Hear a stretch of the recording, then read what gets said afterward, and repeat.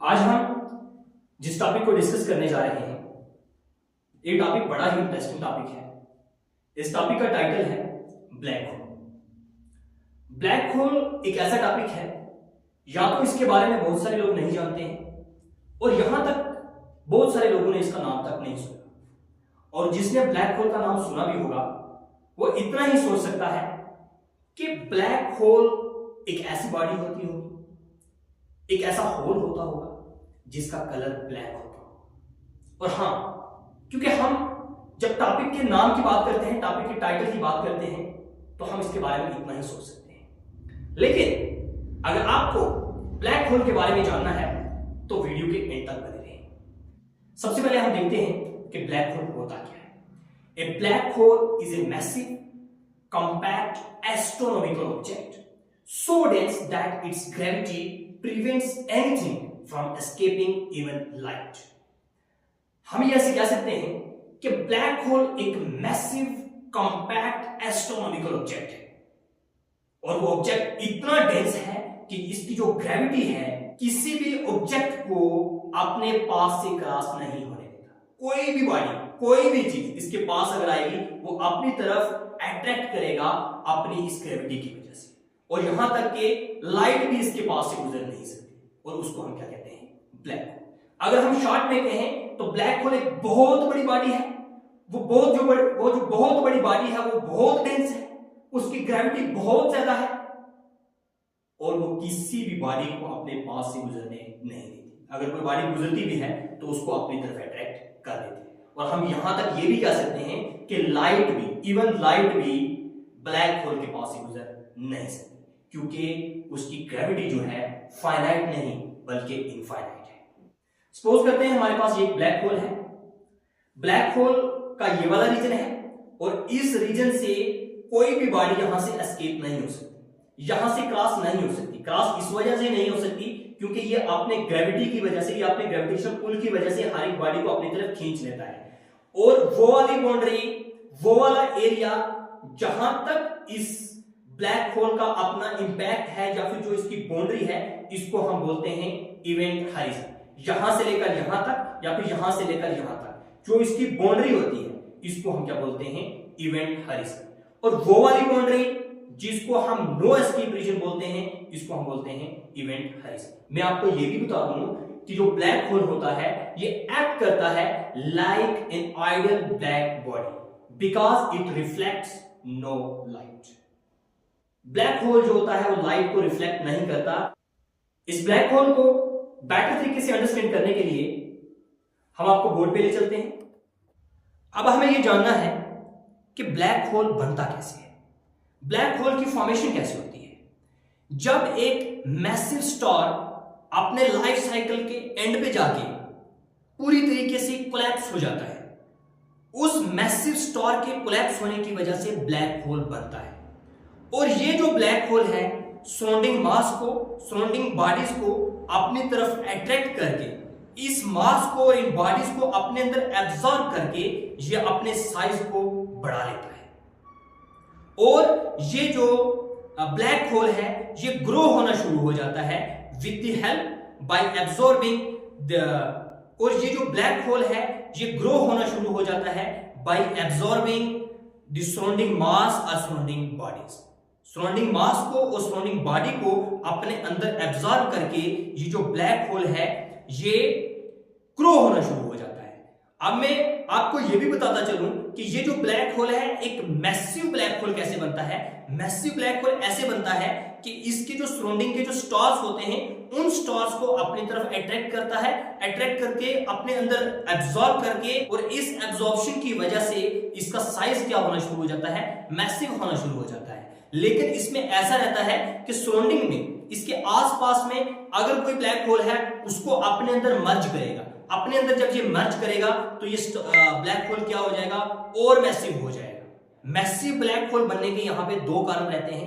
पहले नंबर पे तो ये है कि ये सराउंडिंग के जो स्टार्स होते हैं उन स्टार्स को अपनी तरफ ये अट्रैक्ट करता है, और आफ्टर अट्रैक्शन ये इस स्टार्स को अपने अंदर एब्जॉर्ब कर लेता है। जब ये अपने अंदर एब्जॉर्ब कर लेता है तो ये बन जाता है एक मैसिव ब्लैक होल। अब इसका सेकंड कारण यही रहता है कि इसके सराउंडिंग में अगर कोई और एक ब्लैक होल है, उस ब्लैक होल को ये अपने अंदर इमर्ज कराता है, या फिर ये उसके अंदर इमर्ज हो जाता है, या वो वाला इसके अंदर इमर्ज हो जाता है कि ये जो ब्लैक होल्स होते हैं ये एक दूसरे के साथ क्या करते हैं, मर्ज करते हैं। जब एक दूसरे के साथ ये ब्लैक होल मर्ज हो जाते हैं तो मर्ज होने के बाद ये बनाते हैं मैसिव ब्लैक होल्स। देखिए सपोज करते हैं हमारे पास एक ये ब्लैक होल है, एक सराउंडिंग में एक छोटा ब्लैक होल है, या फिर इससे बड़ा ब्लैक होल है। अगर बड़ा होगा तो ये इसके अंदर मर्ज हो जाएगा, अगर ये वाला ब्लैक होल छोटा है तो ये इसके अंदर मर्ज हो जाएगा।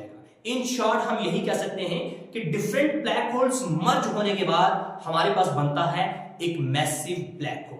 लेकिन हमें यह याद रहना चाहिए कि जो मैसिव ब्लैक होल होता है वो एक गैलेक्सी के सेंटर पे होता है। गैलेक्सी के सेंटर में जो ब्लैक होल होगा, जाहिर सी बात है वो एक मैसिव ब्लैक होल होगा। जैसे हमारी जो गैलेक्सी है, इस गैलेक्सी का नाम है मिल्की वे गैलेक्सी, और जो मैसिव ब्लैक होल होगा वो जाहिर सी बात है कि वो मिल्की वे गैलेक्सी के सेंटर में होगा। अब हमें थोड़ा क्लियर तरीके से देखना है कि ये ब्लैक होल कैसे बनता है।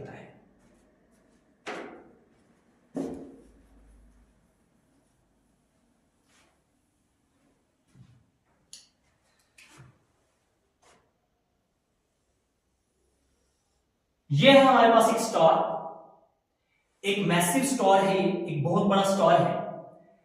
जब ये स्टार अपने लाइफ साइकिल के एंड पे पहुंचेगा, इन शॉर्ट हम ये कह सकते हैं कि जब इस स्टार की डेथ होगी, इस स्टार की डेथ की वजह से, इस स्टार की डेथ की वजह से बनता है हमारे पास ब्लैक होल। चलिए एक चीज तो क्लियर हो गई है कि जो ब्लैक होल है इसकी फॉर्मेशन होती है after the death of a massive star.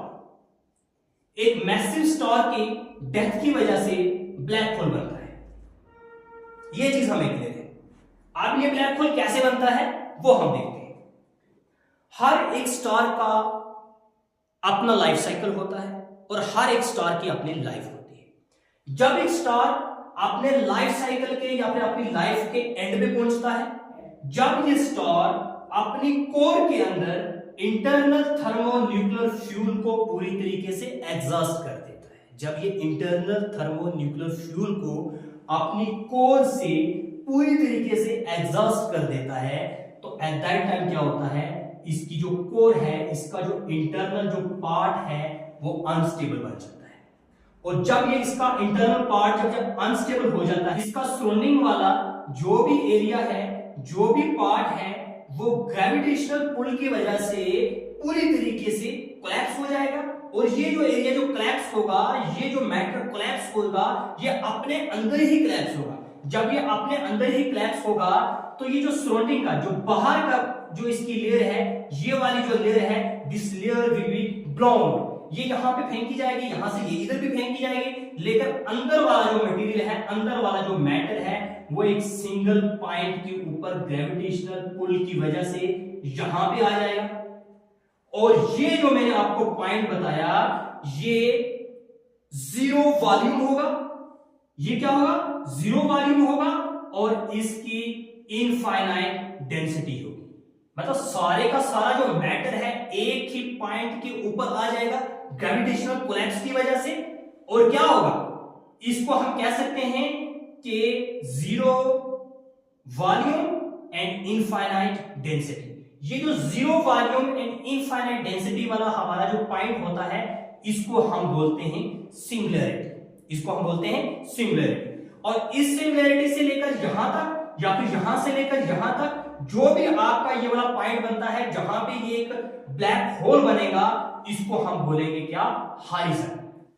अब देखिए ये जो सिंगुलैरिटी बनेगी, ये सिंगुलैरिटी बनती है centre of the black hole.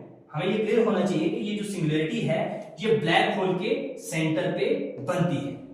अब मैं आपको ये चीज भी बता दूं कि ये जो ब्लैक होल है इसको हम डायरेक्टली ऑब्जर्व नहीं कर सकते। डायरेक्टली ऑब्जर्व हम दो रीजंस की वजह से नहीं कर सकते। पहला रीजन यही है कि ब्लैक होल इतना छोटा है कि हम इसको ऑब्जर्व नहीं कर सकते। दूसरे नंबर पे ब्लैक होल को हम इसलिए ऑब्जर्व नहीं कर सकते क्योंकि ये ब्लैक होल जो है लाइट को एमिट नहीं करता। अगर ये लाइट को एमिट नहीं करता, अगर इसका साइज बहुत छोटा है, इन दो रीजंस की वजह से हम ब्लैक होल को डायरेक्टली ऑब्जर्व नहीं कर सकते। और अगर हमें कोई पूछे कि हाँ भाई ब्लैक होल को हम ऑब्जर्व कैसे करते हैं, कि हाँ यहाँ पे ब्लैक होल है, ब्लैक होल की ऑब्जर्वेशन ऐसी होती है कि ब्लैक होल के अंदर ट्रेमेंडस ग्रेविटेशनल पुल होता है और ये क्या करता है, सराउंडिंग की जो भी बॉडीज होती हैं, जो भी कोई स्टार होगा उसको अपनी तरफ अट्रैक्ट करेगा। अगर किसी बॉडी के ऊपर अट्रैक्शन हो रही है, कोई बॉडी इस तरफ खींची जा रही है, तो हमें इस चीज का आइडिया हो जाता है कि यहाँ पे कोई ब्लैक होल है। तो दूसरे नंबर पे ये रहता है कि ये जो ब्लैक होल है ये पार्ट होता है किसी बाइनरी स्टार का। सपोज करते हैं कि ये कोई स्टार था, सपोज करते हैं ये कोई स्टार था, ये जो ब्लैक होल है एक बाइनरी स्टार्स का एक पार्ट था, लेकिन बाद में ये क्या बन गया, ब्लैक होल बन गया। अब ये ब्लैक होल क्या करेगा, इस बाइनरी स्टार्स के मैटर को अपनी तरफ अट्रैक्ट करेगा। जब इस मैटर को अपनी तरफ अट्रैक्ट करेगा तो यहां पे दो चीजें होंगी। पहले नंबर पे इस स्टार का या फिर इस बॉडी का जो टेंपरेचर है वो इंक्रीज होना शुरू हो जाएगा। अगर इस बॉडी का टेंपरेचर इंक्रीज होना शुरू हो जाएगा तो हमें इस चीज का आइडिया हो जाएगा कि यहां पे कोई ब्लैक होल है। एक चीज ये होगी। दूसरे नंबर पे अगर यहां से मैटर इस तरफ खींचा जा रहा है, जब मैटर इस तरफ खींचा जा रहा है तो यहां पे ट्रेमेंडस अमाउंट ऑफ एक्सरेज की यहां पे एमिशंस होगी। जब यहां पे ट्रेमेंडस अमाउंट ऑफ एक्सरेज की एमिशन हो रही है तो हमें क्लियर पता चल जाता है कि यहां पे कोई ब्लैक होल है। अब ऐसा है ना, हमने आपको बताया कि ब्लैक होल को हम डायरेक्टली ऑब्जर्व नहीं कर सकते। अगर नहीं कर सकते तो रीजन यही है कि अगर किसी स्टार का टेंपरेचर इंक्रीज हो रहा है, टेंपरेचर इंक्रीज कैसे होगा कि जब ये वाला ब्लैक होल मैटर को अपनी तरफ खींचेगा, इसका टेंपरेचर इंक्रीज होना शुरू हो जाएगा, हमें पता चल जाएगा कि यहाँ पे कोई ब्लैक होल है। दूसरे नंबर पे जब यहां से मैटर इस तरफ आएगा, इसके अंदर मैटर इमर्ज होगा तो इस स्टार के अंदर से यहां से एक्सरेज की एमिशन होना शुरू हो जाएगी। जब एक्सरेज की एमिशन होना शुरू हो जाएगी तो हमें क्लियर पता चल जाएगा कि यहाँ पे कोई ब्लैक होल है। दो रीजन ये हो गए।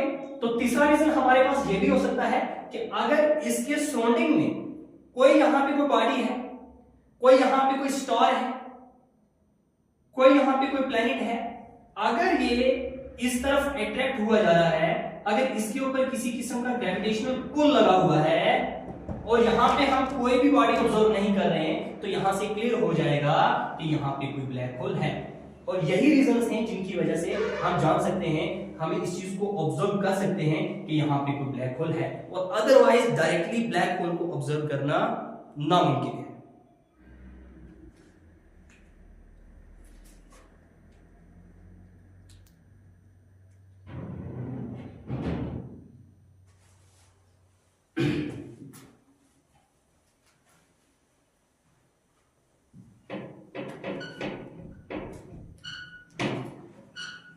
अब एक लास्ट चीज ये है कि ये है हमारे पास मिल्की वे गैलेक्सी। मिल्की वे गैलेक्सी के सेंटर पे हमारे पास एक मैसिव ब्लैक होल है। इस मैसिव ब्लैक होल का नाम है सिमिटाइट ए। इस ब्लैक होल को ऑब्जर्व किया था एक साइंटिस्ट ने, जिस साइंटिस्ट को 2017 में नोबेल प्राइज दिया गया था। और इस साइंटिस्ट ने इस ब्लैक होल को डायरेक्टली ऑब्जर्व तो नहीं किया, बल्कि इसने इंफॉर्मेशन जो है गेन की है बाय ऑब्जर्विंग डिफरेंट थिंग्स, कि यहां से जो ग्रेविटेशनल पुल्स कंटिन्यूअसली इसकी तरफ आ रहा है और यहां पे कोई भी बॉडी उसने ऑब्जर्व नहीं की, बल्कि यहां पे कोई ऐसी बॉडी है जो डिफरेंट किस्म के मैटर को, डिफरेंट बॉडीज को अपनी तरफ अट्रैक्ट कर रहा है।